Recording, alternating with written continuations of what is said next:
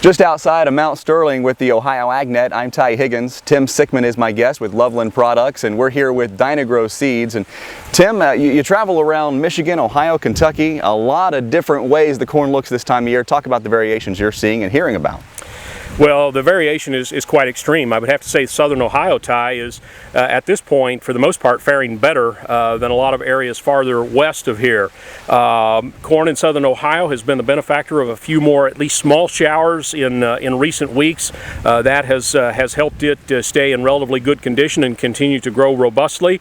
But as you move west, certainly over across the line into Indiana, and the farther west you go in Indiana, the tougher it gets. Southern Illinois would be one area that I would really single out, and far western Kentucky as being some of the toughest areas right now. Some of those areas are more than 50% below normal rainfall for this time of the year, and the heat is really building in there. The corn is really starting to show a lot of twisting and typical signs of stress during the heat of the day. Talk about two different parts of the spectrum though. We have some guys in Ohio, I know of one in particular that's already disked up his corn because he put it in dry and never got any rain, just never came up. Talked to one guy just outside of Worcester, and he said it's going to be the best corn crop he's ever had. Now on this particular piece of ground in Mount Sterling, you have to admit the ground is very fertile. It's a nice piece of ground. How would you rate what we're standing in now compared to other parts of the state you've been? Well, this would be as good as most anything else you might see, if not better than some. You noted that somebody had to disc up a field, others talking about having some of the best corn they've ever had. I think, generally we got a great start this year. We planted early, the soils were dry, the weather was very favorable to initiate excellent stands. I'm sure the gentleman you talked to who was disking up a stand probably planted a little bit, it was a field he probably planted later, just didn't get the moisture to bring it out of the ground. And that's the big issue we're starting to face now, is this decline in rainfall and this troublesome pattern we're looking at in the weather forecast each day. The shame of it is we had this huge window of opportunity to plant corn, and so you were kind of hedging your bets by opening up that window on your calendar to get the corn in and maybe hit what's right or wrong.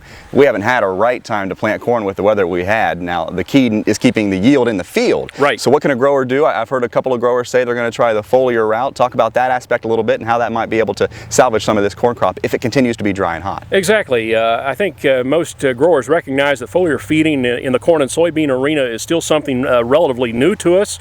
It's not a new practice. It's been used in other segments of U.S. agriculture for many, many years, but it started to gain some real traction really within the last 5 years in this part of the world. Foliar feeding is by no means a replacement for a good, sound, soil-based fertility program, but it can be an excellent supplement to a soil-based fertility program. We think about stressy weather, hot, dry conditions like we are now starting to endure. One of the nutrients that's very critical to helping a plant stave off moisture stress is potassium, for example. Potassium is so essential for helping carry nutrients across the cell wall into the cell of the plant. Not only nutrients, but water as well. So if we're lacking potassium, for example, a corn crop, even a soybean crop, will likely start to show stress worse and be affected by it worse than a plant that is well fed with potassium. With foliar feeding, if you have corn or soybean acres that may be somewhat low in soil-based potassium levels, we can go in and supplement a little bit of potassium to the leaves, get good absorption of that into the plant, and not only does that directly give that plant a little bit of infusion of potassium, but when we foliar feed, we also kind of force that plant to refire itself and to also pull harder on nutrients and water that are available in the soil. So foliar feeding is really kind of a pump priming mechanism where we're trying to stick a little bit of material directly into the plant, but also kind of get it, as I said, to refire its engines and start pulling and absorbing a little more moisture and nutrients from the soil.